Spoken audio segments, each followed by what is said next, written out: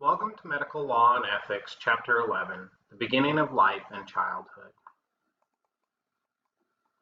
Over this chapter, we will cover the following learning outcomes. We'll discuss family history as a predictor of disease risk, identify appropriate uses for DNA testing, and explain how such tests might lead to genetic discrimination, define genetic engineering, and explain why cloning and stem cell research are controversial issues, explain 3 possible remedies for couples experiencing infertility problems, and list those laws affecting health care that pertain especially to children's rights. Here's a list of key terms that we will cover throughout this chapter.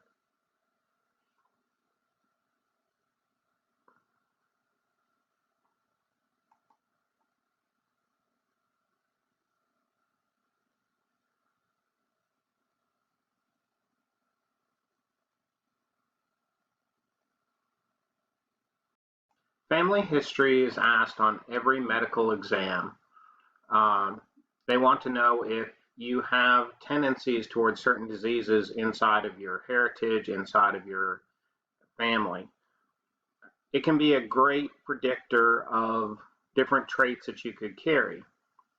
These things are both reflections of heredity, or the process which organisms pass on genetic traits to their offspring.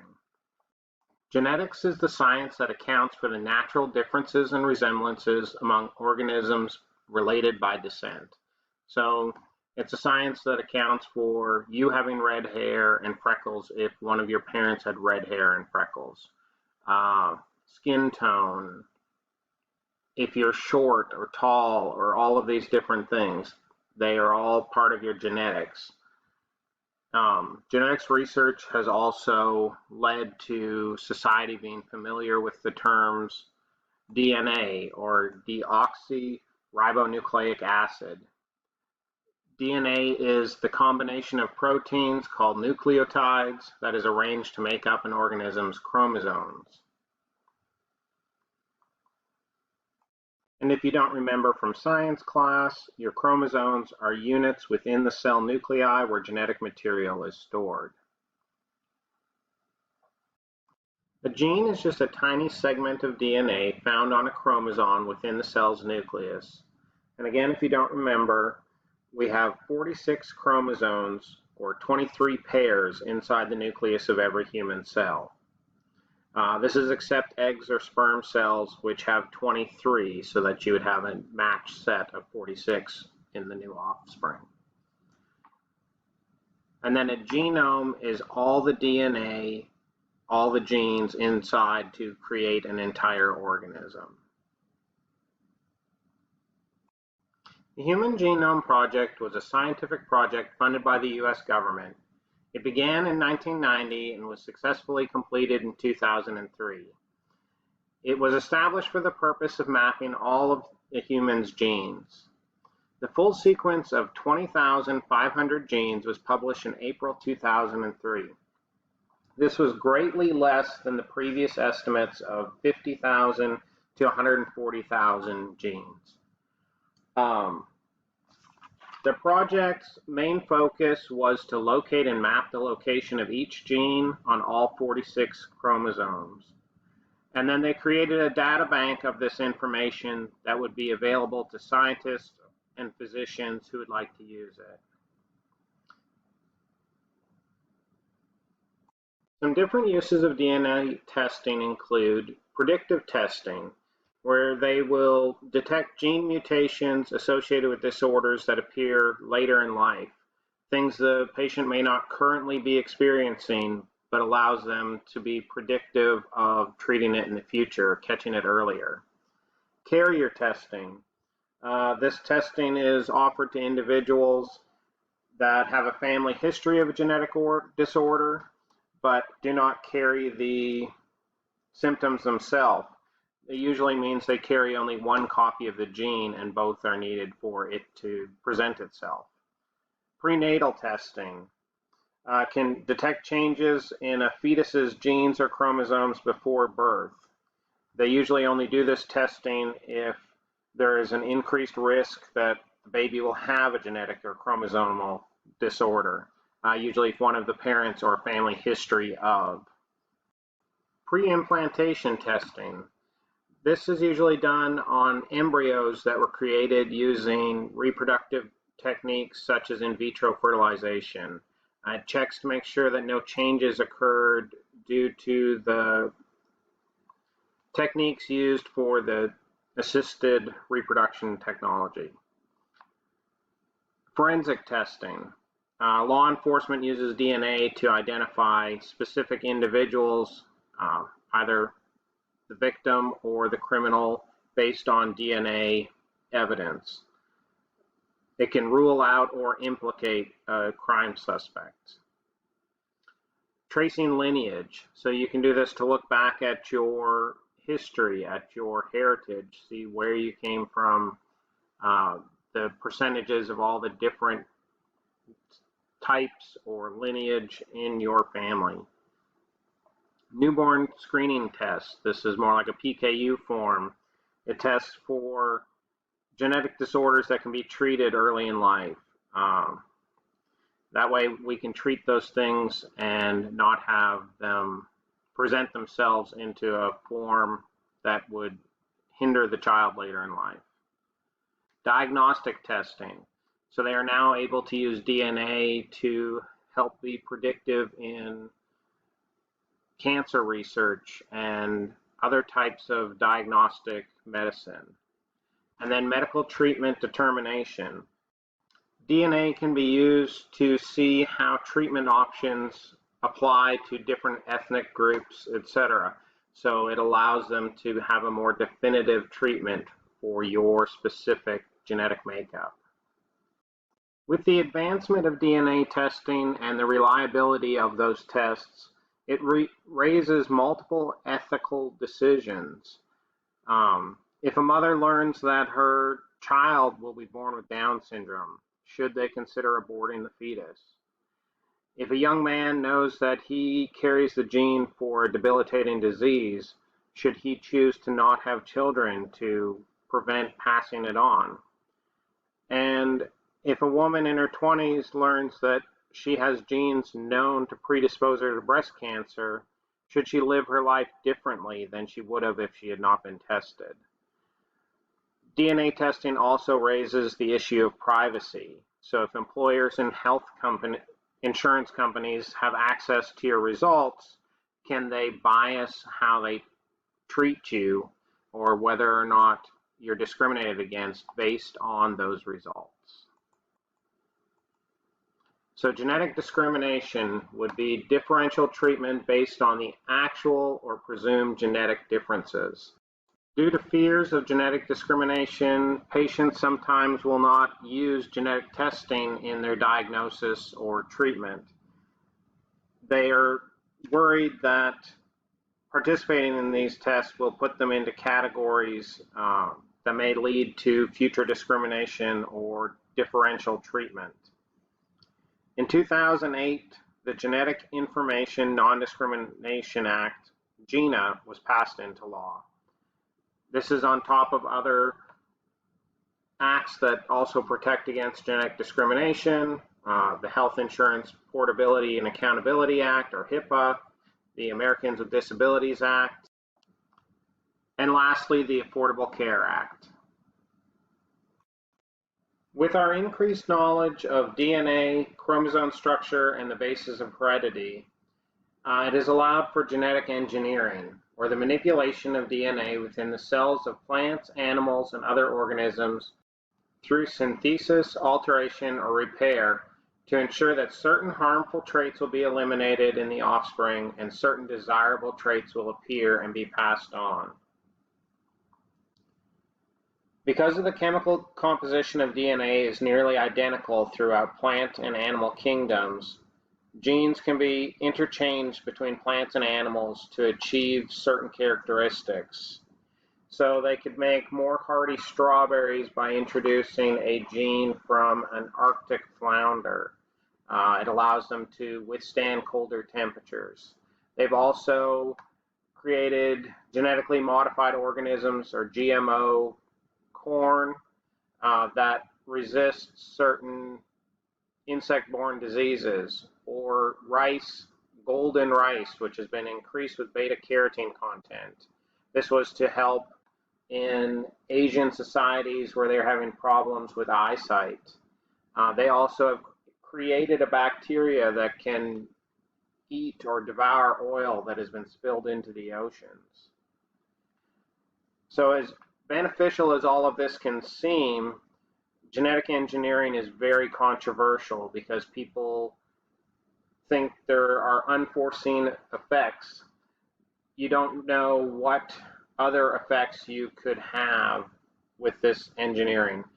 If you use proteins from a peanut plant and it is used into another plant, could people with peanut allergies now have allergies to this new plant?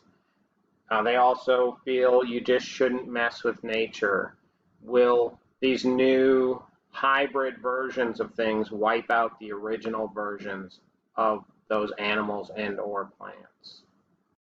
Cloning. Cloning is the process used to create an exact genetic replica of another cell, tissue, or organism. By this, a clone would be an organism produced asexually from a single ancestor that has the same genetic makeup as the original. This is a highly controversial topic because people feel it could be used incorrectly or poorly or immorally. They also worry about things to the fact of what do you do with clones that did not turn out successfully? Do these animals, or in highly controversial conversations, potentially humans, have equal rights even though they were produced for research or other needs? There are 3 different types of cloning. The first of which is gene cloning, which produces exact copies of the segments of DNA called genes. So there are really 2 reasons why geneticists want to clone genes. The first of these is to gain information about the nucleotide sequence of the gene. The second is to manipulate that gene either by changing its DNA sequence, combining it with new DNA mixtures, and placing these genes inside the DNA of a different organism. Both of these objectives require having multi-million copies of that gene available. That way they can have exact results based on the same base product. And cloning is the way to ensure that exact replicas of the genes are produced. Therapeutic cloning produces copies of stem cells or embryonic stem cells with the professed purpose of repairing injured or diseased tissues in the human body. So stem cells come in 2 types. Multipotent stem cells are stem cells that can become a limited number of types of tissues and cells in the body. These are usually found in blood-forming tissue or the bone marrow. Pluripotent stem cells, which are found in embryonic tissue, can become almost any type of tissue within a body. These cells have promise for treating patients with a variety of medical problems, things like Parkinson's, Alzheimer's, diabetes, strokes, spinal cord injuries, neurological disorders. The embryos used to gain these types of stem cells in the United States most often come from frozen products of in vitro fertilization that were not used and are destined to be destroyed. Other stem cell cultures can be grown specifically for research purposes, but these are highly scrutinized through government regulation. This is where some of that controversy comes in, because is an embryo technically a human being, and do they have the rights of a human being, even though at the stage of being an embryo, it is a controversial topic on whether or not they are truly a human being yet. And lastly, reproductive cloning. Reproductive cloning produces copies of an entire animal. The most famous clone was a Scottish sheep named Dolly. She was created in '96 and lived until 2003. There are controversies with Dolly because she very early in life achieved different symptoms of things that happen to animals later in their life, so that she aged more quickly than normal. She went from being, a lamb to an old sheep in a very short period of time. Since then, they've cloned a variety of animals, and some of them lived normal lifespans, some of them died younger, suffering from conditions associated with aging. They're also genetically modifying farm animals to try to produce faster growing, better quality products. They're trying to deal with the hunger crisis that we have throughout the world. And they have genetically modified mice that are used in research to try to be a closer model compared to human DNA. Research might spend years developing a certain strain of mouse to test a certain product or disorder. And the last focus of reproductive cloning is to breed strains that can produce substances that we use in medicine, such as insulin or growth hormones, or to clone animal tissues and organs that we use for humans. Pigs are roughly similar to humans in organ size and compatibility, so they have used them as a potential source for organ transplants. A process where animal tissues are transplanted into human patients is called xenotransplantation. Objections to cloning comes largely from animal rights proponents, and they do this on ethical grounds, to using animals in a way for research, etc. Their highest objections are things like animal cloning does not always yield viable offspring. In fact, it's only 1 or 2% of attempts to clone something that are successful. And then 30% of those live clones are affected with large offspring syndrome and other debilitating conditions. So in the cloning process, sometimes they shut off insulin-like growth receptors and things that stop certain organs, certain parts of the animal from growing when they reach a certain size. These receptors are deactivated, they grow too large, and they can have a very unhealthy existence.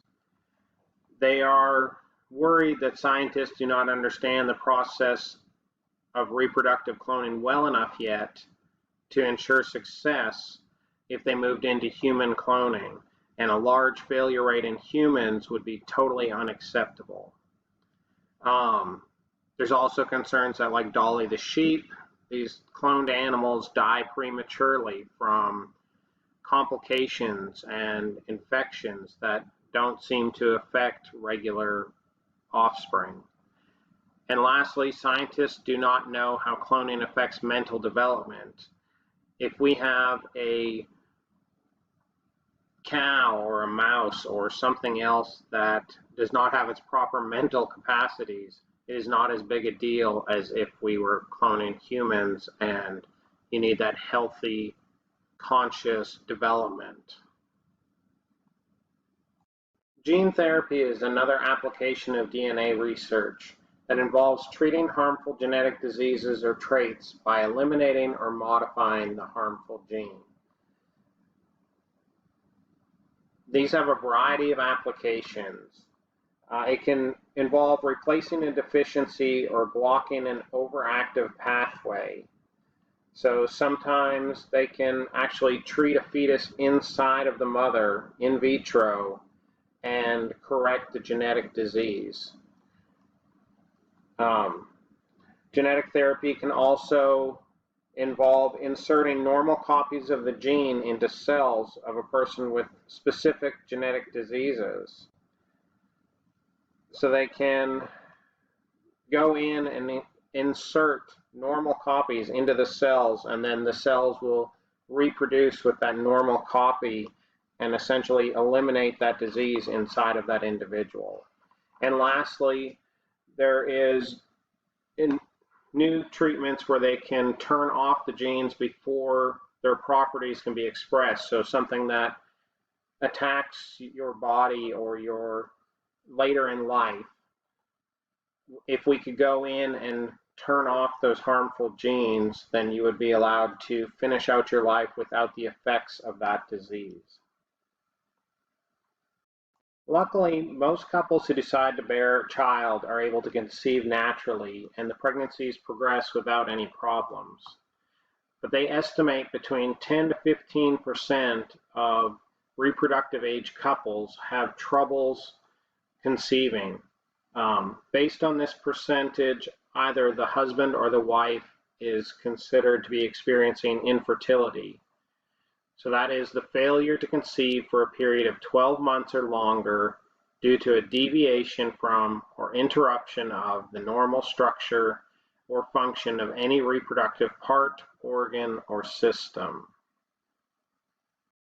Couples who experience infertility usually go to see a fertility specialist or a doctor specializing in fertility. They usually are given a few different options. These can consist of in vitro fertilization, which fertilization takes place outside of a woman's body in a test tube or in a petri dish. This consists of eggs flushed from the woman and semen that has been produced by the man. The embryos then can be frozen for later use, or they can be implanted inside of the female uterus for pregnancy to occur immediately. Another option is artificial insemination. So this is the mechanical injection of semen into the woman's vagina. So inside of artificial insemination, it's usually if the man's semen is having problems making it to the egg in time. There seems to be plenty of eggs available. They are just having trouble conceiving because the semen are poor swimmers as such. If the man's own sperm cells are used, this process is called homologous artificial insemination. And if they use a donor sperm, which sometimes is the case, it's called heterologous artificial insemination. And lastly, they have the option of doing a surrogacy, which if the woman is unable to bear a child, then they could use a surrogate or a woman who bears a child for another woman. There are two types of surrogacy. If the surrogate is not genetically related to the embryo or child, this type of surrogacy is called a gestational surrogacy. In this type, the surrogate is more of a vessel for the child to grow. The other type of surrogacy is called traditional surrogacy. And in this, the surrogate either contributes eggs to produce the embryo or is related to either partner in the relationship. So there is a genetic connection between the embryo and the surrogate mother. Common law has established the rights of parents to make healthcare decisions for their minor children. But in certain circumstances, under the doctrine of parens patriae, literally, father of the people, a state can override parents and become that parental authority. This is a legal principle that grants the state authority to act in the child's best interest and allows them to override parental decisions to remove abused or neglected children from the custody of offending parents. So the best interest of the child concept is an alternative that best safeguards a child's growth, development, and health. They are used in child placement situations and used when legal authorities must work with healthcare practitioners to determine the least harmful, and most appropriate treatment for an ailing child. There is also the rights of newborns, and essentially these are the same as any other citizen of any age in the United States. However, existing law provides several treatment options for newborns who are severely disabled. These would be newborns that are chronically and irreversibly comatose, will most certainly die, and for whom treatment is considered futile, and would suffer inhumanely if treatment were provided. In these cases, parents and physicians can agree to legally withhold treatment, including food and water, from infants who meet the qualifications. This raises certain ethical dilemmas on whether it's ever in an infant's best interest to die, and whether or not medical treatment should be administered regardless of the probable outcome. Is quality of life overriding quantity of life? And who should be allowed to decide these treatment options if parents are unwilling or unable to make such decisions? Due to the reality that new mothers sometimes abandon their children shortly after giving birth, all 50 states have enacted safe haven laws that allow a parent to abandon a newborn at a safe location, usually within a specified time limit after birth and without legal prosecution. So in some states, the baby can be handed over to a doctor or police officer, or they can be brought to a fire station or a hospital. They limit the locations they can be dropped at in order for that child to receive immediate care and acknowledgement that they are there. Some states do not entirely eliminate that prosecution, but they allow a reduction in charges. Certain locations will allow the parent to remain anonymous, while in others they need to reveal their identity and give a brief medical history. Most states place limits on the ages of children who can be abandoned, and this is for two different reasons. It's to encourage parents to bring their children in early so they can receive adequate nutrition and care, and also to prohibit where parents dropped off older problem children to the care of the state when they just were overwhelmed with older children. Safe haven providers are also required in most states to take the child into custody, provide medical care as necessary, and inform the abandoning parent that they're relinquishing their child to adoption by leaving them. They also attempt to confirm the identity of the non-relinquishing parent and learn family and medical history for the child. All of these things would help in that following adoption process.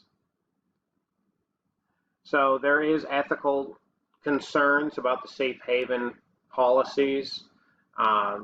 They always wonder if prosecution being waived for parental abandonment is really a form of child abuse and neglect. And another is if this parent changes their mind after the fact, should the abandoned infants be returned to these parents who have abandoned them? Or should they be forced to relinquish those parental rights? While for most medical treatments, minors require parental consent, there are certain categories in which mature minors or individuals in their mid to late teens are considered mature enough to give informed consent. Most states will allow these mature minors to seek treatment without parental consent for areas like mental health, drug or alcohol addictions, treatment for STDs or sexually transmitted diseases, pregnancies, and contraceptive services. There is also a category for emancipated minors. These are individuals in their mid to late teens who legally live outside of the parents' or guardian's control. A court may declare minors emancipated if one or more of the following criteria are met. They are self-supporting, They are married, providing the marriage is legal. Most states, the person must be at least 16 to marry, and those under the age of 18 must have parental consent. Emancipation is not forfeited in these cases if the minor divorces, separates, or is widowed. They could also be emancipated if they are serving in the armed forces. Several states will also allow minors who are themselves parents to consent to the medical care for their children. In these states, mothers who are minors may also legally place their children up for adoption without consent or knowledge of the grandparents. So the last thing would be minors seeking an abortion usually have to involve one parent in the decision unless they get a judicial bypass or approval from a judge to obtain an abortion without either parent. Currently, the trend is towards state and federal legislation making it increasingly difficult for minors to obtain an abortion without parental involvement. Thank you for joining me for Chapter 11 of Medical Law and Ethics, the Beginning of Life and Childhood.